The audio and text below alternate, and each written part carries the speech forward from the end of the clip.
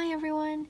So a while ago, a viewer actually made me aware that I have 3 variations of PV15 in my Western palette. If you want to check out what's in my Western palette, I'll leave the link below. I've already swatched it out for you. So that's why I'm going to show you the variations of PV15 today. For those of you who may not have known that PV15 does come in various hues. So let's just get started. This first one here is Daniel Smith Ultramarine Red.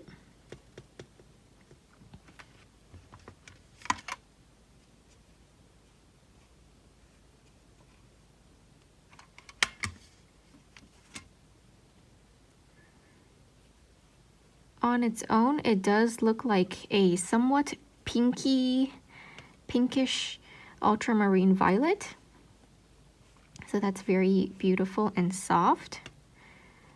I'd consider this quite a low tinting color, even though in mass tone it does get slightly darker, but I wouldn't count it as moderately staining at all. I wouldn't count it as moderate tinting strength. So that's Ultramarine Red. And then we have Vinci Ultramarine Violet. If you take a look at my previous PV15 comparison video, you'll see that Vinci's is one of the more high tinting ones.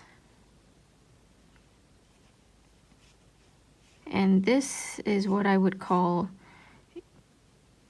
quite like your typical ultramarine violet, although Vinci's is a little bit slightly bluer.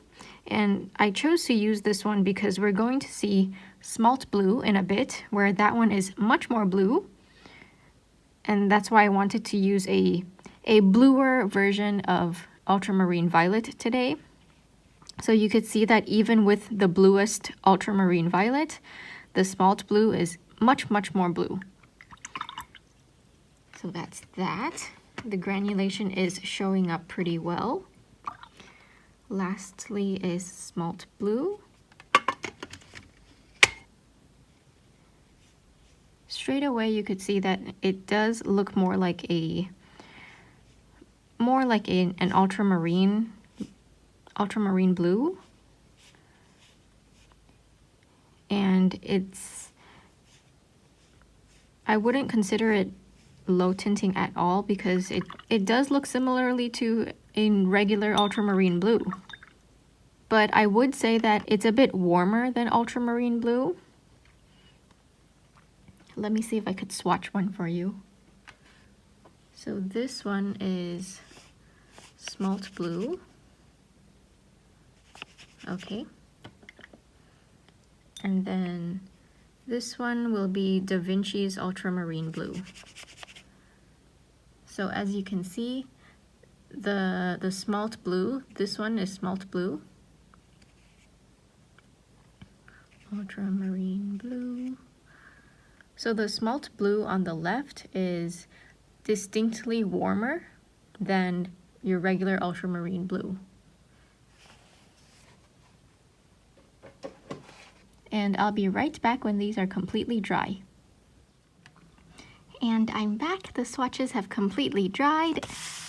As you can see here, they're all different colors. Well, I mean, they're the same pigment, but different hues. All of them granulate, and I think that's the beauty of PV15. Before being introduced to smalt blue, I actually thought PV15 was, you know, this like low tinting to moderate tinting color or pigment, but with smalt blue it acts just like a regular color, being moderately tinting. I would even say maybe even high tinting, but maybe not as high tinting as quinacridones or phthalos.